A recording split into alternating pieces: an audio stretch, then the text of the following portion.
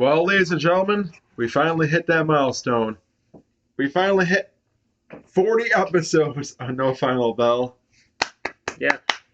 Yeah, it was a long road to get to 40, but we are here. We are square. We are here to talk NWA Impact and AEW talk. No Impact today. Oh, that's right. No Impact. It was Always Ready that was tonight. Or that was on Saturday. Yes. However, this upcoming Sunday, on Juneteenth, mind you, Slammiversary. Expect me to give you everything that happened. But last weekend, Saturday, was Always Ready for NWA. By the way, this month has been an insane month for wrestling, because we started the month on the 5th with Hell in a Cell, WWE. Then on the 11th, we had NWA Always Ready. This upcoming Sunday, June 19th, Slammiversary. And then the 26th is Forbidden Door. Yeah, no, it's crazy. My goodness, man. I mean, to be fair, Forbidden we could Door also... is almost there. But, yes. Actually, we had to discuss one big matter before we get into any kind of wrestling talk. And that is address the elephant in Jeffrey Nero Hardy got arrested in Florida, which was for driving under... he got a DUI. Driving while under... But also he was very intoxicated. Yes, very intoxicated. He was three times the legal limit in Florida. And he was slurring his words. He was saying that he was going from North Carolina to North Carolina, or coming from North Carolina to North Carolina, which you're in Jacksonville, dude. Like, do you know where you are? But no. So that's another thing too. There has been a police video. Unfortunately, for when we thought there was going to be a triple threat tag team match for the AEW World Tag Team titles, it is instead now going to be the Young Bucks versus Jurassic Express. No Hardys. Ladder match for the tag team titles. It's a shame. We got robbed of probably one of the greatest matches in AEW history in tag team division. And because Jeff decided that was such a good time to go out and drink and drive and all that other stuff, and putting him and others into danger. Yes. That now we got robbed of that match, and I feel for you, AEW Universe. I would be pissed too. Especially if you bought tickets and that's the match you were looking forward to, then you hear, well, it's not happening. I would be like, I'll still go, but I'm very severely pissed off and I want sort of a refund for... I would not be surprised at all if a lot of fans ended up getting demanding a refund for that reason alone. But at the end of the day, there's nobody to blame but Jeff Hardy. Yeah, and it really is sad that had to be the route with Jeff Hardy. We pray for Jeff Hardy. Yeah. Please do what needs to be done to stay healthy. You have a wife. You have children. Think about them than yourself. Give wrestling up. Yeah. Clearly, you're unhappy on the road, and it's what's causing you to hide your emotions through drinking. Not to mention, he's not just a wrestler at this point. He's also a musician. So, clearly, life on the road has taken a toll on him. Not just in wrestling, but with his music career as well. So, in that case, then I truly feel like he really now it looks like WWE was right in the fact that you probably should have gotten rehab during your time. You refused it. You refused it, saying, "Oh no, I'm sober. I don't need to go." Then you were in AEW, looking good. Who's to say he wasn't doing it behind the scenes and acting like that he was sober in AEW? See, here's the problem, too, is that it falls on AEW, in a sense, also, for trusting Matt's word more than likely, because, they probably, like, AEW doesn't even have, like, a wellness program or whatever. They only trust the word of the individual himself or, like, a third party. And in this case, that third party would have been Matt. But, we don't know what actually happens behind the scenes, and even then, like, we don't know what happened to even, like, but regardless, I am kind of over talking about it at this point, but, we had to address the elephant in the room. Please, Jeff, for the love of God, get some help. Think about your family. Think about your fans that love you, that care about you, that want to see you do well, man. Like, seriously. But, so, now we get on to NWA Always Ready. We'll start with the pre-show. Rodney Mack took on Magic J. Dumas with his new assistant, which at this point I've already forgotten her name, but that doesn't matter too much. The only thing that matters is that Rodney Mack got the win over Magic J. Dumas. But also on the pre-show, surprisingly enough, they announced that he was going to be there, and he was. The Hatchet, Samuel Shaw. He is back in the NWA to make a statement. And he sure made a statement, all right, and I'll get into that. But before we get to that, more action on the pre-show as Ricky and Kerry Morton take on who was supposed to be the Fixers, but they were injured. I'll get more into that. And the Cowboy Gentleman, who was AJ Kazana, and I guess his cousin was the Cowboy Gentleman. And then, but initially it was going to be a standard tag team match between Ricky and Kerry Morton and the Cowboy Gentleman. And then at the last possible minute, Danny Deals got himself a deal. He struck himself a deal with the boss man, Billy Corgan, and he got his team, the Ill Begotten, into the match. But it didn't matter for the Ill Begotten because they still lost to the Cowboy Gentleman and Ricky and Kerry Morton. But Ricky and Kerry Morton are the ultimate winners of the match. So that is the pre-show. Then we get on to the main show. And we start off the main show with Aaron Stevens' swan song. It is his last match in the NWA. But, however, I don't think he's actually done. And especially not now with what's possibly going to happen in WWE and Monday Night Raw, as Elias, quote unquote, has been announced to appear on Monday Night Raw. Could it possibly be Damian Sandow? Could it possibly be Aaron Stevens that shows up? So Aaron Stevens had his possible retirement match against Trevor Murdoch, who beat him.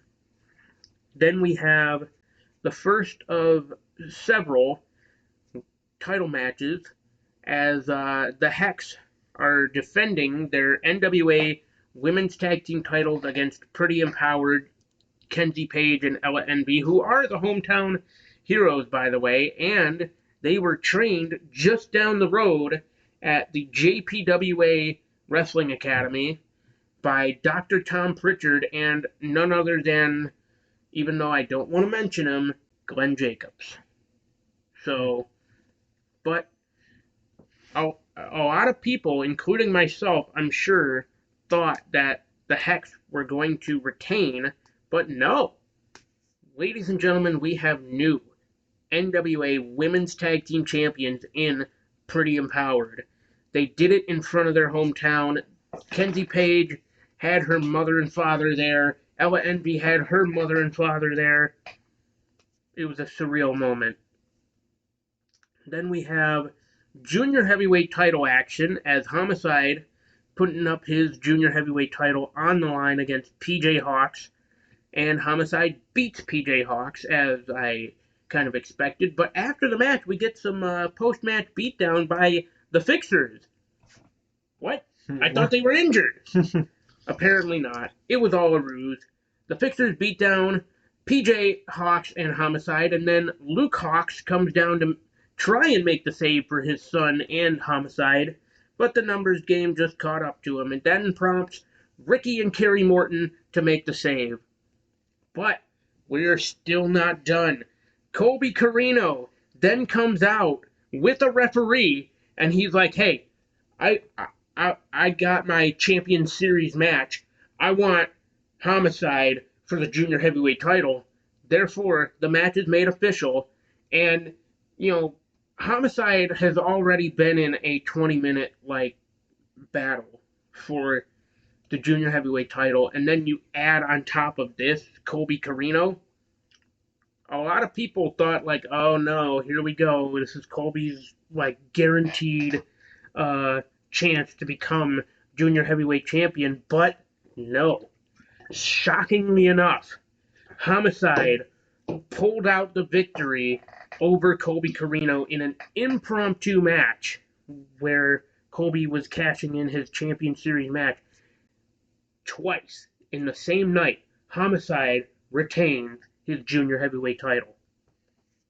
Then we get a big NWA debut of Taya Valkyrie. Yes, Taya Valkyrie taking on Natalia Markova. Can she do it? Can she win her NWA debut? Unfortunately, not. Natalia Markova gets the win over Taya Valkyrie.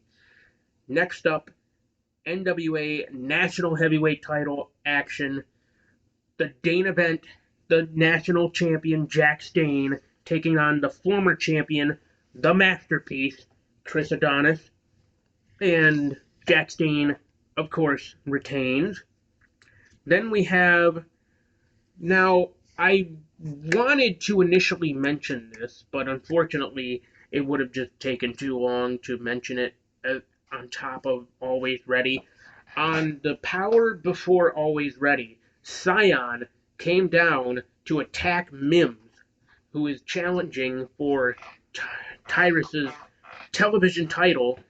It seemed like he was going to come down to save Mims, but instead he attacked Mims. Therefore, Scion has now aligned with his father. Yes, it is true now. His father, Austin Idol. And he is now part of Idolmania Sports Management. But Scion tonight at Always Ready took on Tom Latimer. Would he have gotten the job done? Even with Austin Idol's management, no. Even under the tutelage of his father, Austin Idol, Scion could not get the job done against Tom Latimer. Then we get to the television title, Tyrus and Mims. Mims won the Tyrus Slam Challenge, therefore he earned his opportunity at the television title, and I truly thought that Mims, if anybody could have beaten Tyrus, it would have been Mims, but unfortunately, Tyrus just too dominant as the NWA television champion. He is the longest reigning television champion, by the way. He just is too strong. Too strong a man to take down and dethrone. Then, the Tag Team Championships on the line. The much anticipated tag team match for the titles. The Commonwealth Connection. Harry Smith and Doug Williams versus La Rebellion. Can the Commonwealth Connection do it? This time for the gold. They've already beaten La Rebellion in a non-title action in the Crockett Cup. They wiped out La Rebellion from the Crockett Cup, but this time the titles are on the line. Can they do it? And the answer is yes. Ladies and gentlemen, we have new, for both the men's and women's, we have new tag team champions. Doug Williams and Harry Smith, the Commonwealth Connection, have done it. They beat La Rebellion to become the new NWA Tag Team Champions. And then the co-main event, the highly anticipated women's world title match between Kylan King and Camille. Could Kylan King be the one to topple Camille for the NWA women's title? It seemed like it could have, like, they were very evenly matched. Like, I can truthfully say that they were very evenly matched. But ultimately, the strength and dominance of Camille was able to overcome Kylan King. Camille is still your NWA women's champion. However, after the match, shockingly enough, we may now have Camille's next challenger. It very well could be Max the Impaler, the non-binary nightmare herself. Then we get a little bit of stuff before the main event. The main event, obviously, is Matt Cardona versus Nick Aldis for the NWA World's Heavyweight title. But before then, Dr. Tom Pritchard comes down to praise and thank the NWA for keeping pro wrestling alive and well. Because, as you know, the NWA started out as a Nashville, Tennessee territory. So, but enough of that, then we get into the main event.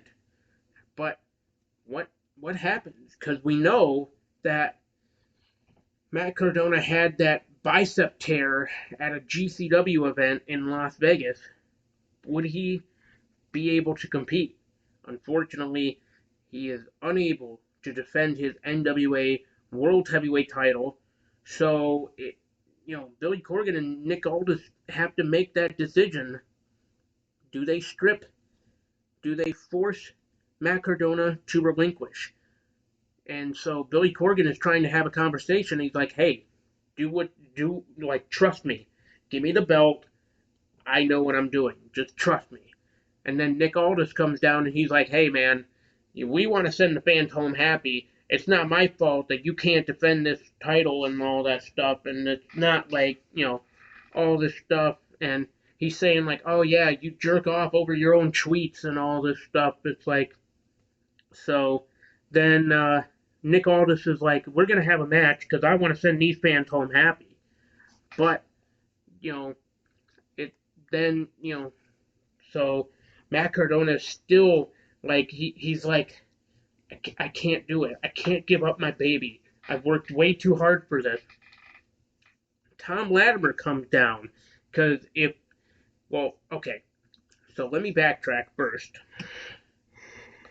Then we have Trevor Murdoch coming down, and he's like, if we're going to have a match, I want to take on Nick Aldis for that world's title. And so it's like, hey, he still has a rematch. He is still entitled to a rematch. He never got that rematch. But then Tom Latimer comes down and starts bad-mouthing Billy Corgan, and he's like, hey, I've busted my ass off. I'm a main eventer. Put me in this match. Which then prompts Samuel Shaw, the man of few words, to come down. Tom Latimer's like, you got something to say? And Sam Shaw looks around, and he eventually says, I want in. So, now what happens? Matt Cardona finally relinquishes the championship, but now what happens to the main event? Turns out it's a fatal four-way. Latimer, Shaw, Aldis, and Murdoch for the now vacant NWA World Heavyweight Championship. It was a very, very interesting matchup. A lot of it happened on the outside, but once everything got back into the ring, it was action-packed from beginning to end, with the Ultimate winner becoming a two-time NWA World Heavyweight Champion. He has finally reclaimed Sweet Charlotte, Trevor Murdoch. Trevor Murdoch, once again, NWA World Heavyweight Champion. You'll love to see it. All right, so we got on to AEW talk for the week. We start off with the Casino Battle Royal, which usually is typically happening at Double or Nothing, but happened on AEW Dynamite instead, where the winner faces off against CM Punk, or I guess Jon Moxley, because CM Punk is hurt right now. Later night, and then man that won it all, surprisingly, was Kyle O'Reilly. Yes, and man, that was a big shocker, because I'm sure everybody had the idea that oh yeah, it was probably going to be some guy to show up as the Joker from New Japan. But no, actually the Joker was somebody that is currently on the AEW roster, and it was Andrade El Idolo. Yeah, Andrade is back from his little hiatus of being a married man and all that other stuff, so Congratulations to him and Charlotte Flair for being a couple now. Well, they've been a couple, but now they tied the knot. Yes, for being married. Yeah. So, and then good for Kyle O'Reilly to win the Casino Battle Royal, but we'll talk about what happened in the main event there.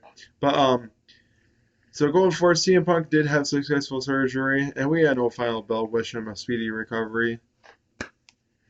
Please, CM Punk, have a speedy recovery. You're gonna come back stronger than ever. And we just don't want to see we don't want to see CM Punk get injured again. I mean, we know injuries happen, but at the same time, it's man, we just don't want it to happen to CM Punk. Right, exactly. It's already bad enough that age plays into him being, kind of and I'm not saying he's kind of really sluggish in the ring or whatever, but it kind of plays a role in determining how his matches go. You know what I mean? So, right. Let's hope that CM Punk doesn't have another major injury that takes him out, that puts him on the shelf again. Hopefully not. So, we talked about new championships before with AEW. Now, this one was kind of a shocker. This one was completely out of left field. Because we knew about Tony Khan announcing trios titles, but no, these are not the trios titles.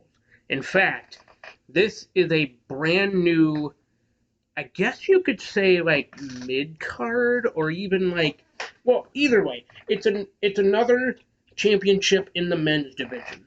This is the All-Atlantic Championship. Yes, the All-Atlantic Championship. And the new champion will be crowned at Forbidden Door, but before then, there will be a tournament to determine who will face off for the title. Thoughts? It's typically what you do with a new championship. You have a tournament to determine who's going to be at it, but in a style of a fatal four-way match. Now, I think that's very enticing right there.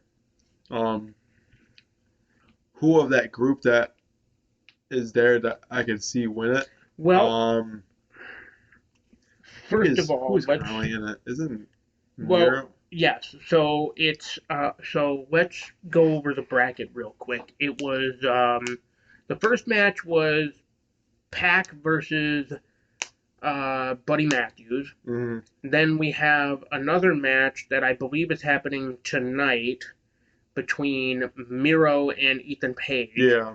Then we have, on the other side of the bracket, is Penta Oscuro and I believe Brody King, or maybe it's Malachi. Either way, it's another House of Black and Death Triangle like thing. And then the final thing in the bracket is happening in New Japan.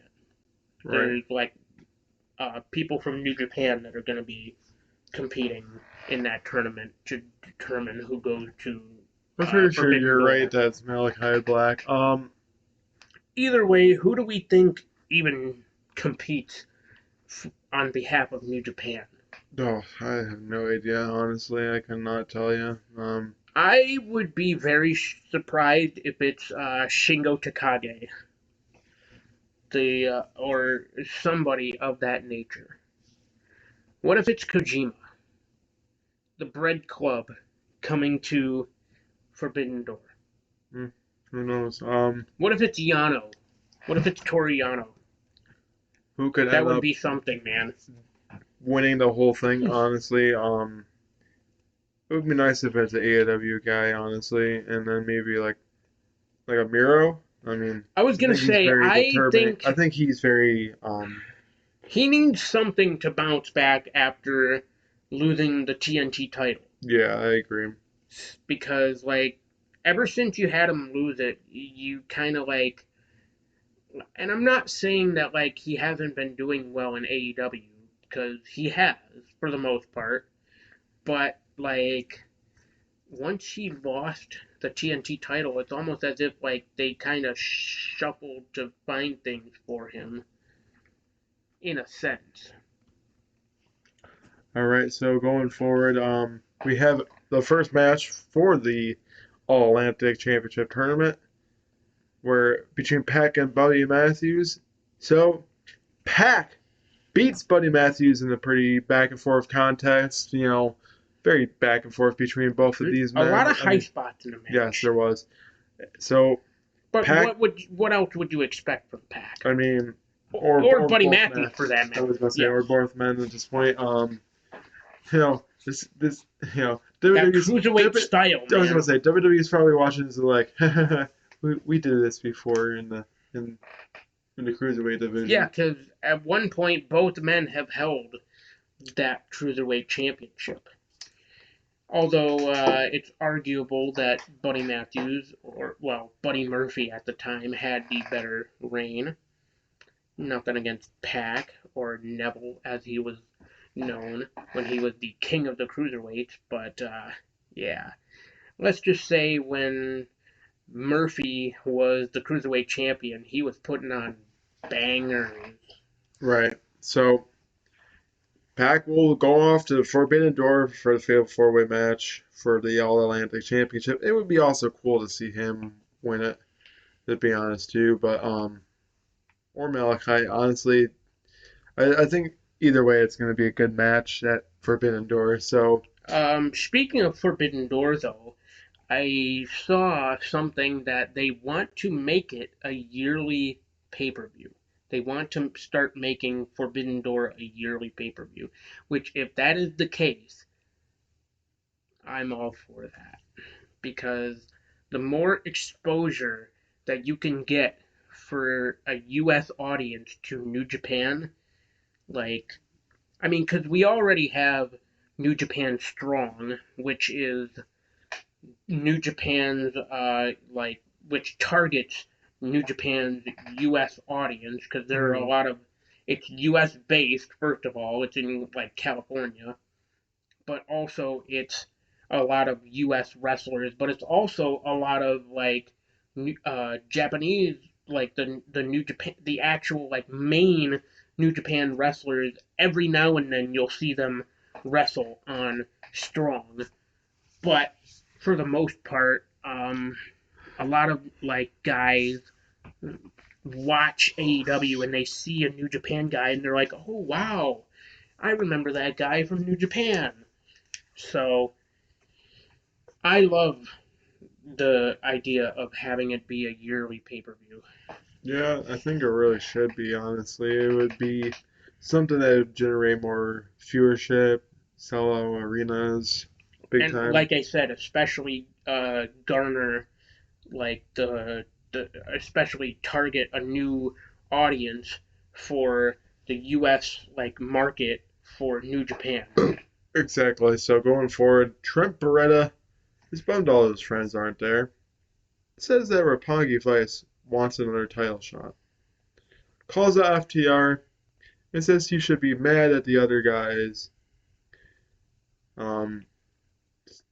Which it'll be nice to see, Roppongi Vice get another title shot at the ROH World Tag Team titles. But then Will Ospreay comes out and then his goons beat down FTR and Trent Beretta.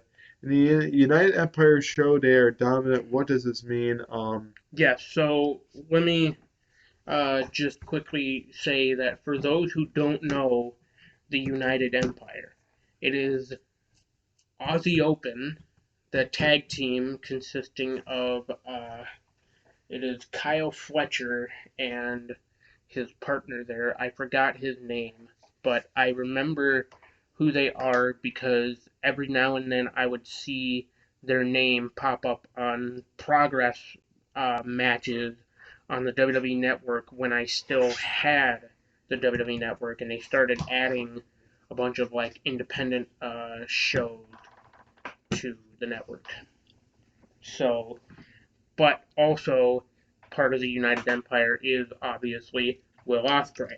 Well, the thoughts, what happened, what does this mean? It means that they had a 6-man tag team match on Rampage. That's basically what that exactly meant. But Adam Hangman Page beats down David Finley in a very back and forth contest. David Finley definitely has a lot of his father's, style in him. It's kind of weird. He comes out with a shillelagh. I wonder who installed that into his son. But I'm just glad his whole thing and wrestling style is very different than Finley's because he has the long hair. Yes, he comes out with a shillelagh, but his wrestling style is like way different than his father's, which is good because you really should develop your own style and be separate from your father. So yeah, I'm happy with that. Then after the match, Hangman speaks, says there's a lot to say about the world title, but tonight isn't the night. Says he wasn't in the Battle Royal, and he wants to face off against the IWGP World title and wants Okada. Which, well, now, since Dominion has happened, in the New Japan show, Jay White actually took the title from Okada.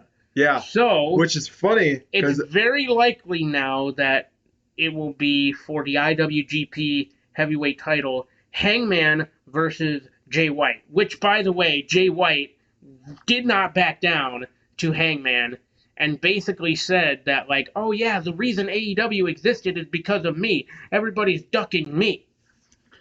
And Adam Cole, the funny thing about it is, he's like, you may not even face Okada. You might be facing my good friend Jay White instead. What? That's crazy that Adam Cole predicted that. Like, Adam Cole, the mind reader, says that he should be getting the title shot instead.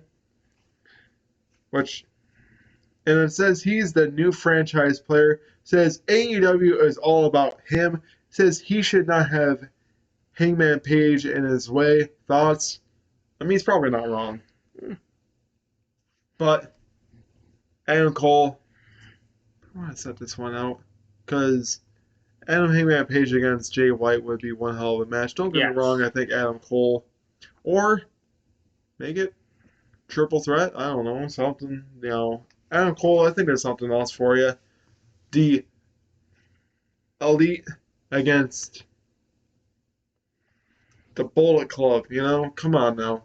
Well, we want to see it happen. Yes, we want to see it happen. It's interesting though to note that, and I didn't even really pay attention to it when I saw it on Twitter, but you saw the Bullet Club in the ring for Dominion after Jay White had won the IWGP Heavyweight title.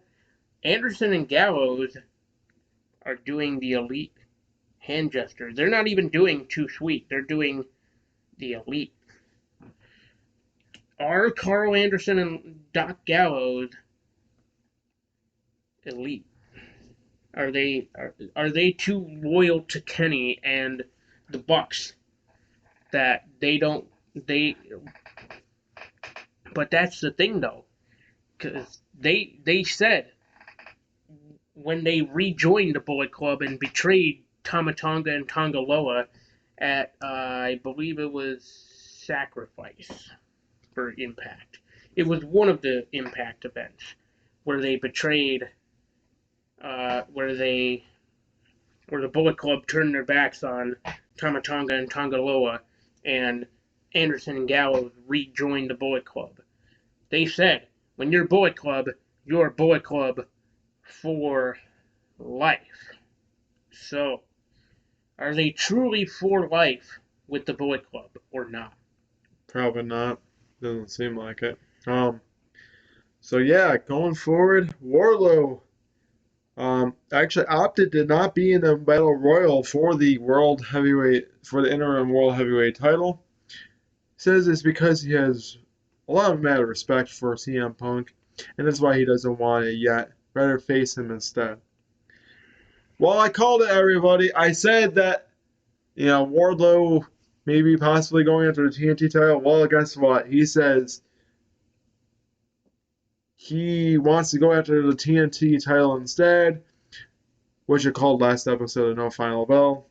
If you watch episode 39, I talk about how, he's possibly going to go after the TNT title. Says that, last couple of people have literally made it into a joke, which he's probably not wrong. He really is not wrong. I'm hoping Wardlow does end up taking the TNT title away from Scorpio Sky and makes it a little bit more relevant. And then Scorpio Sky comes out and looks ready to face off right then and there. Could we see this at Forbidden Door? Scorpio Sky and Wardlow for the TNT title. I can see it happening. Yeah.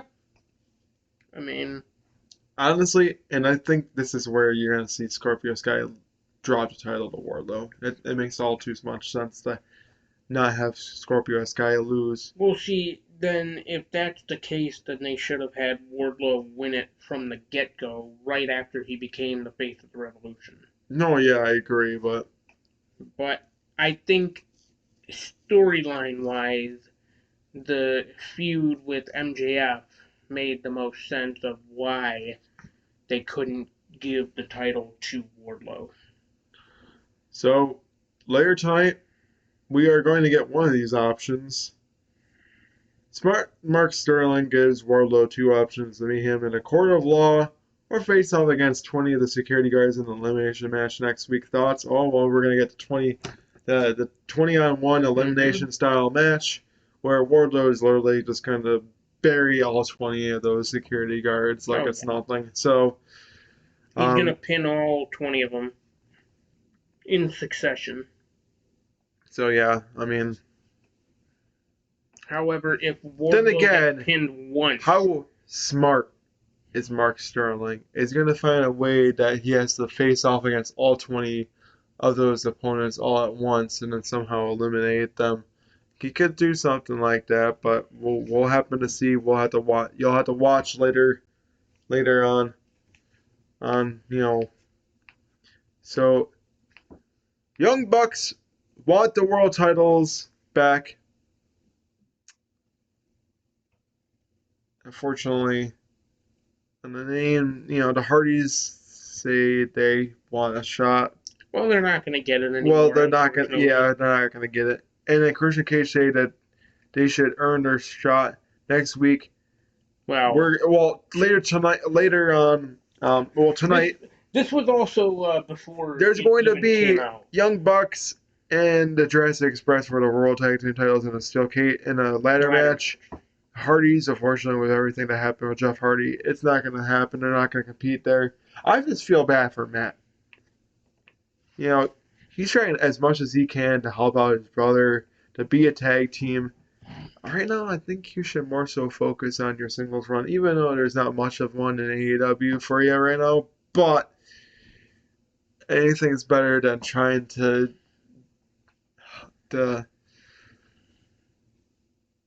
try to do something where you want to have your last run and end up winning the World Tag Team titles and stuff like that. But Jeff is just going to be Jeff at this point. He doesn't seem that he cares to change.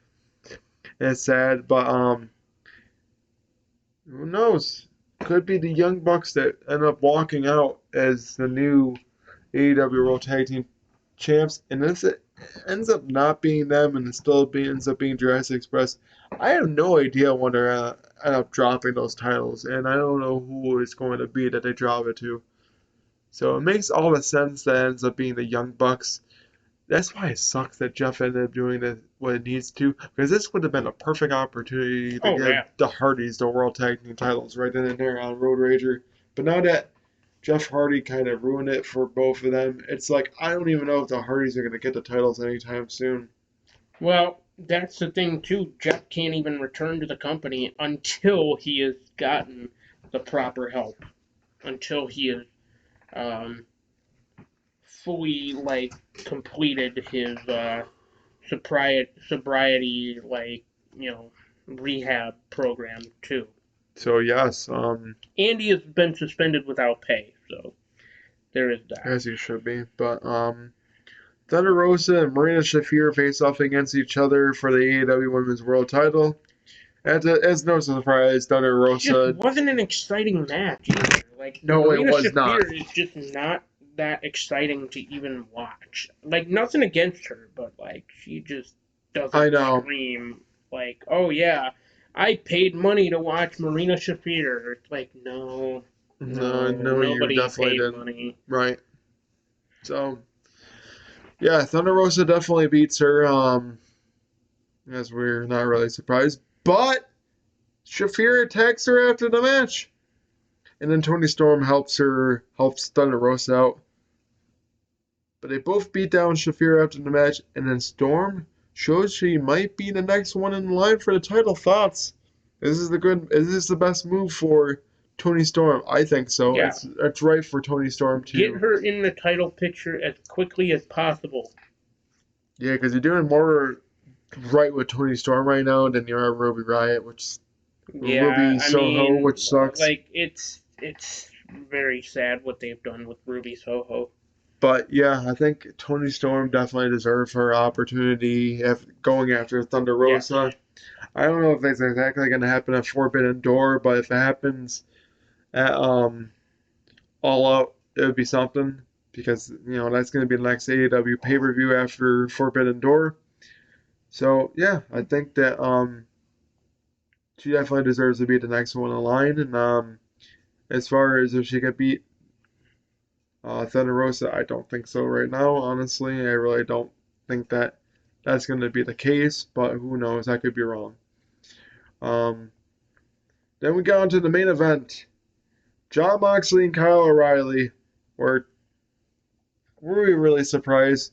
Jon Moxley beats Kyle O'Reilly and will be going to Forbidden Door to compete for the interim AEW World Championship. Yeah. I hate to say he's going to be the interim AEW World Champion. It makes all the sense. Which is fine by me because then it means that Jon Moxley has a proper AEW World title run in front of a crowd. That was the only thing that he didn't have when he was AEW World Champion the first time. His run was, as far as how long it's going to be until we see CM Punk against Jon Moxley, I think CM Punk will be ready by All Out. That's the plan, at least, or at least I'm sure that's the hope. But we unified the AEW World Heavyweight title, which would be one hell of a main event. Jon Moxley against CM Punk. It's never happened before. At least as far as we know. If it did, it did. But it probably happened in WWE at some point. We just don't remember it, or even on the independent. But yeah, I think Jon Moxley will probably be your interim AEW World Champion. As far as if he can beat CM Punk at All Out, if that's going to be the plan, and if he will be ready by then, I think so. I think it's time to just say, oh, well, you won the world title, you got your title opportunity, but we kind of want to just go more so with Jon Moxley for right now. Yeah. So I think that, I mean, don't get me wrong, you probably should have CM Punk beat Moxley, but, you know, it is what it is. So, yeah. So we go on to the Rampage side of things. Eddie Kingston faces off against Jake Hager, and surprisingly, actually beats Jake Hager, which I kind of during the match though, Eddie Kingston gave Jake Hager the old 5-2, as Taz called it, the 5-2. The ball grab. Oh yeah, the testicular claw. Yeah, he beats him with surprising action. The back fist to the future. Yes. So going forward, why does she always have to get involved? Britt Baker says it was very bold of Toni Storm to get in the women's world title business. And if anyone plans on going after her next, it's Britt Baker. Thoughts? Keep her away. Like, stop force-feeding her down our throats. Fine. If that's not the way that you want it, then have Toni Storm face off against Britt Baker. #1 contender match. Whoever wins gets to face off against Thunder Rosa. Fine. If that's what you want to have happen, have happen. I don't care at this point. If you're going to do it right, have Toni Storm win.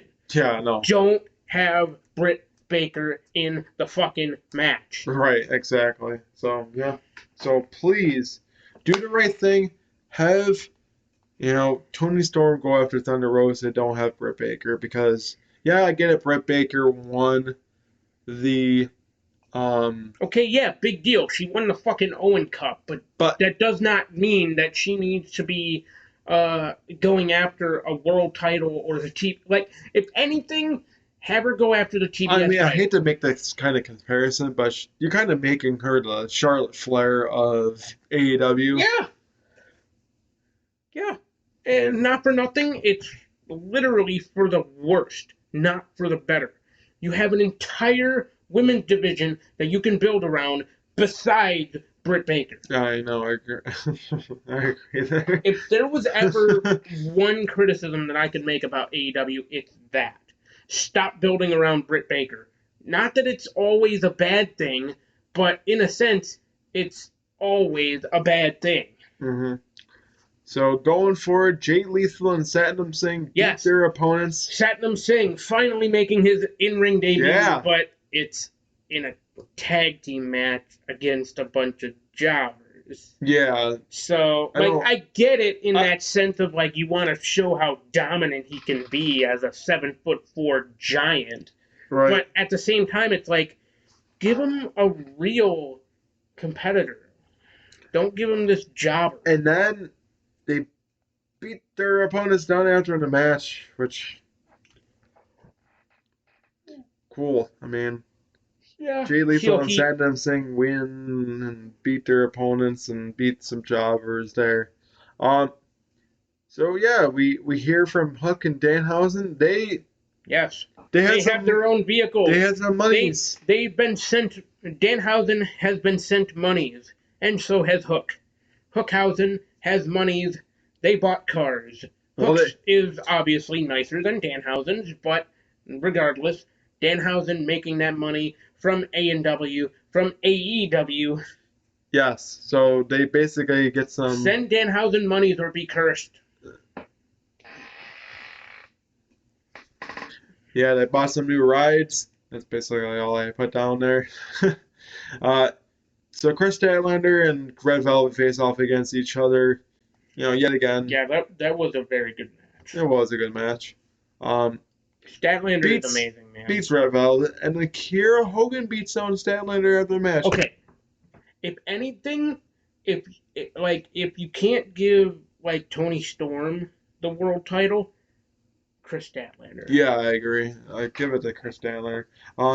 Then throws her out of the ring where Jake Cargill gives her a big boot outside. Oh yeah. Barefoot. Yes. Barefoot. Nothing. Barefoot. Don't fuck around with a woman who's barefoot. Then Anna Jay tries to choke out Hogan. He gets beaten down by Red Velvet. And then Hogan super kicks her. And then Athena comes down. He gets held back by wrestling officials. What's next?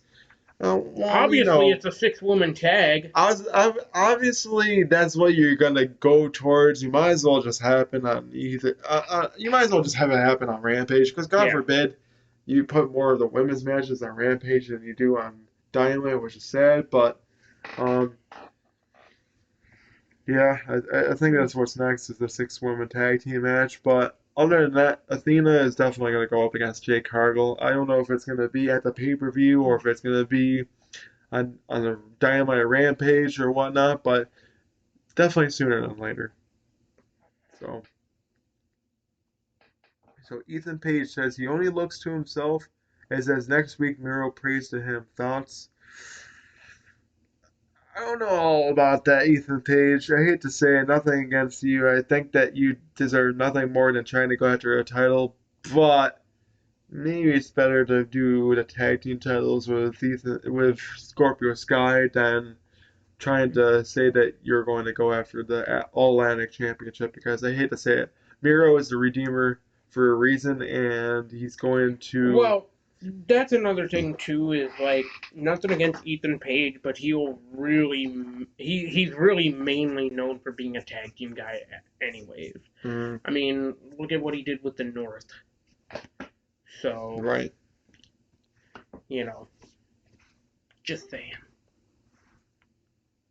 So, Trent Beretta FTR faced off against Will Ospreay in Aussie Open.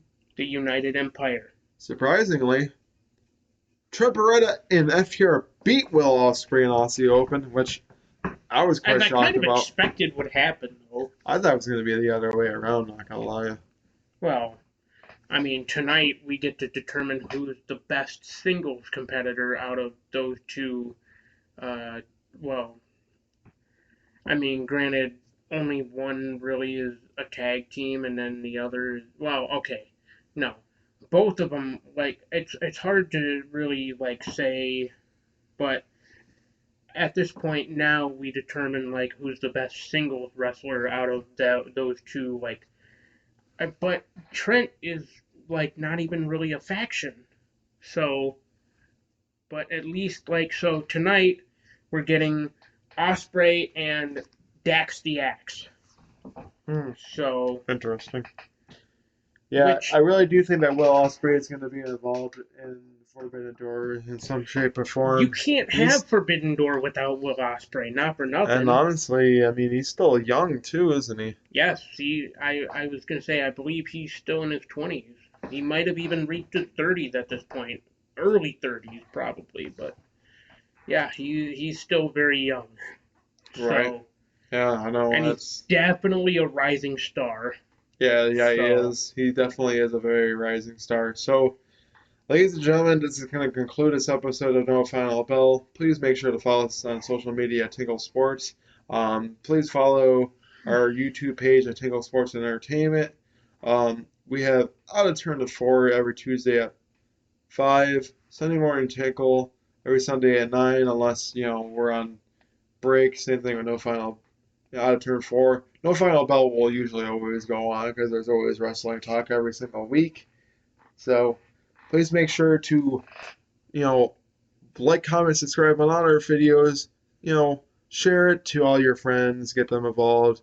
Let us know how we're doing, and we will see you, of course, in the next video.